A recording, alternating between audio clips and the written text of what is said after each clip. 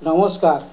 आसंतु आज माँ मानकर एक नूतन रोग विषय जाना। रोगटी कौन?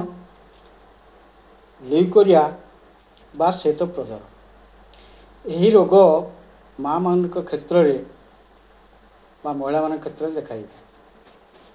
तो रोग हुए कहीं हबार कारण कौन? अनेक क्षेत्र में आम देखीचु बहुत माँ मैंने आसिक आम पाखे कहती जे धलास्राव हो कौन कर तार चिकित्सा आम करवा। तो चिकित्सा करने पूर्वर आम आगे जाना धलास्राव कहीं हुए।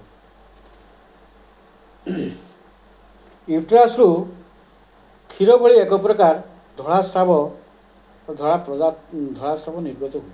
यह आम ल्यूकोरिया बा व्हाइट डिस्चार्ज कही। यार कारण कौन? यार कारण हूँ परिष्कार परिच्छन्नतार अभाव, यौनांगरे जीवाणु संक्रामक। यह रोग साधारणतः ट्रिपानस नामक एक जीवाणु द्वारा संक्रमित होता है एवं गोनोरिया हेले मध्य ए रोग देखा दिए। सिफिलिस हेले मध्य ए रोग देखा दिए। बारंबार यदि गर्भपात हुए से क्षेत्र में मध्य देखा दी था एवं यूट्राइन प्रोलैप्स हेले अनेक क्षेत्र में जरायु भितर में प्रेसरी व्यवहार कर से प्रेसरी व्यवहार कले धलास्राव देखा दी था एवं अनियमित ऋतुस्राव होता है। स्क्रोफुलस धातु ट्यूबरक्लोसिस बा टीबी रोग हेले रोग अनेक क्षेत्र में देखा दी था। तो वंशानुक्रमिक ये रोग देखा दिए। आहरी बहुत झील मैंने विवाह पर से धलास्राव आम देखा पाऊ। तार कारण तो बहुत थाए। तो वंशानुक्रमिक भाव में ये रोग होता है। तेणु से बाट को आम जावा ना। तेज आसतु एबे तार लक्षण कौन कौन कौन लक्षण आम देखा। अधिक मात्रा लाल बा म्यूकस टाइप रो जो स्रावटी होता है ताको आम धलास्राव बोली कही। एवं यौनांगरे क्षत सृष्टि हुए से क्षत हेले धलास्राव देखा दिए। अनियमित भाव ऋतुस्राव देखा दिए एवं ऋतुस्राव पर धलास्राव देखा दी था। तो ये क्षेत्र में आम देखी था अनेक रोगी तली पेटे दरज हुए एवं ज्वाला भाव परिस्रा कम हेबा कोष्ठकाठिन्य देखा देवा इत्यादि लक्षण देखा दिए। तो स्रावटी ये जो धलास्रावटी हुए अनेक क्षेत्र में आम देखीचु जो जगार ये स्रावटी लगे से जगार कुंडाई हुए सी गोटे लक्षण आम देखा पाऊ एवं ज्वाला करे प्रचुर परिमाण में धलास्राव देखा दिए। खुजा मांदा हवा हजम शक्ति कमी जाए माँ मानकर एवं मानसिक दुर्बलता देखा दिए। शारीरिक दुर्बल देखा दी एवं अनेक क्षेत्र में आम देखीचु छोट छोट बालिका मान क्षेत्र में धलास्राव देखा दिए।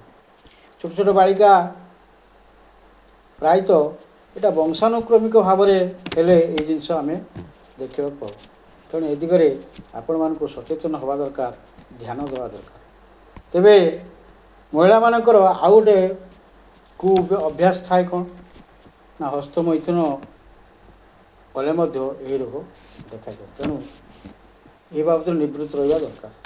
तेणु आसतु आम होमियोपैथिक औषध विषय जाना, खाद्यपेय विषय आलोचना करवा। तो आलोचना करने पूर्वर डॉक्टर मंडल होमियोपैथिक यूट्यूब चैनल को लाइक करेंगे, शेयर करेंगे, सब्सक्राइब करेंगे और कमेंट करने को भूलें नहीं एवं सांग मान सहित शेयर करने को जमा भूलु नहीं। तेबे आसंतु आमे आज होमियोपैथिक औषध विषय आलोचना करिया। होमियोपैथिक औषध कौन ना प्रथमे आम एल्युमिना 200 नहींचु। एल्युमिना व्यवहार करने द्वारा आम अनेक रोगी क्षेत्र में आरोग्य लाभ कर।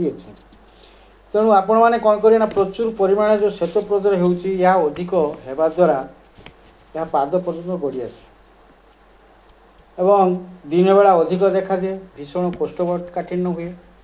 एमती कि 3-4 दिन पर्यटन झाड़ा और मलत्याग करेना एवं रोगी जो सब खाद्य हजम हुए नहीं से सब खाद्य खावा को आग्रह प्रकाश करे और सुखिला खाद्य खावा को बेसी आग्रह प्रकाश करे। तेणु एक क्षेत्र में आप एल्युमिना 200 आप सेवन करने दिंतु। दिन 2-3 थर 4-5 बुंदा लेखाए। तापर आसतु आम जाना बोराक्स। बोराक्स हूँ तार जो लाड़ी स्रावटी देखा दिए ता ठीक अंडा नाल पर देखा दिए एवं प्रचुर परिमाण हुए और गरम लगे। जो पानी माने स्रावटी होता है से गरम अनुभूत हुए। तेणु से क्षेत्र में बोराक्स आप व्यवहार करें। तापर आसतु आम कैलकेरिया कार्प कथा कहवा। कैलकेरिया कार्प आम अनेक क्षेत्र में व्यवहार करूँ। जो मानकर जो महिला मानक माने मेदबहुल से क्षेत्र में व्यवहार करूँ एवं से क्षेत्र में यह बहुत भल उपकार होता है। तो से क्षेत्र में आप कौन करिया ना तार धड़ा स्रावटी देखा दिए प्रचुर परिमाण रे क्षीर भली धड़ा एवं केतेबेले पूज भली केतेबेले हलदिया रंगर केतेबेले ज्वाला करे एवं कुंडाई हुए। छोट छोट बालिका मान क्षेत्र में यही औषध बहुत भल काम करता है। तेणु यापर आम कोलोफाइलम 3x छोट बालिका क्षेत्र जो देखा दिए ता क्षेत्र देले बहुत उपकार मिलता है। तो यापर आसतु आम हाइड्रास्टिस मदर टिंचर कथा चिंता करिया। हाइड्रास्टिस 3x व्यवहार करिया। हाइड्रास्टिक्स रोगी रोगुणा दुर्बल होइथिबो एवं कोष्ठकाठिन्य थिबो अजीर्ण रोग थिबो लिभर दोष देखा दिए से क्षेत्र में हाइड्रास्टिस देले बहुत उपकार होता है। धड़ा स्रावटी केतेबेले हलदिया रंगर केतेबेले पूरा धड़ा रंगर होता है एवं जो स्थान लगे ता कुंडाई हुए एवं यौनांग क्षत मध्य देखा दिए। तेणु एक क्षेत्र में हाइड्रास्टिस मदर टिंचर देले बहु उपकार होता है। तो यापर आपण खाद्यपेय कथा आम चिंता करिया। खाद्यपेय चिंता करिया पूर्व आमर लिकोरिन ड्रप एवं लिक्विड टैबलेट दुईटी अच्छी ताकू या सहित संयोग कर आप सेवन कले बहुत उपकार मिलता है। तेणु यहाँ पर आसतु आम खाद्यपेय कथा चिंता करिया। खाद्य कौन खाद्य हूँ गुरुपा खाद्य त्याग करिया दरकार। अधिक मसलायुक्त खाद्य बंद करिया दरकार।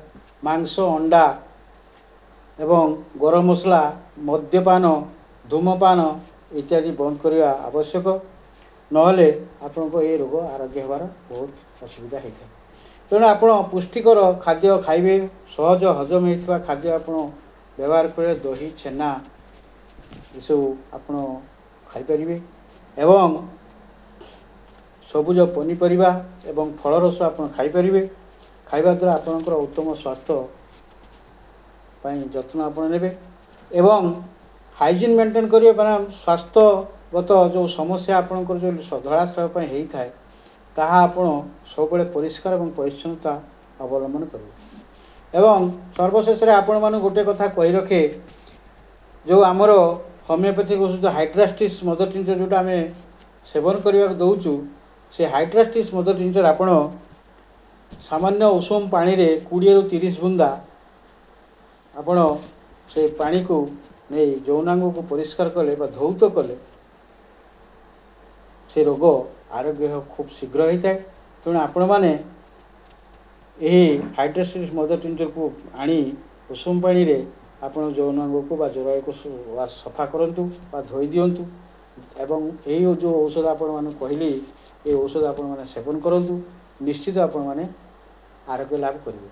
तेणु बहुत धैर्यर सहित आपण मैंने भिडटी को देखि आपण मानक अनेक अनेक धन्यवाद। तेणु सर्वशेष आपण मैंने कही रखे चैनल टी को लाइक शेयर सब्सक्राइब करेंगे और सांग मान सहित शेयर करने भूलिबा नहीं। रोची नमस्कार।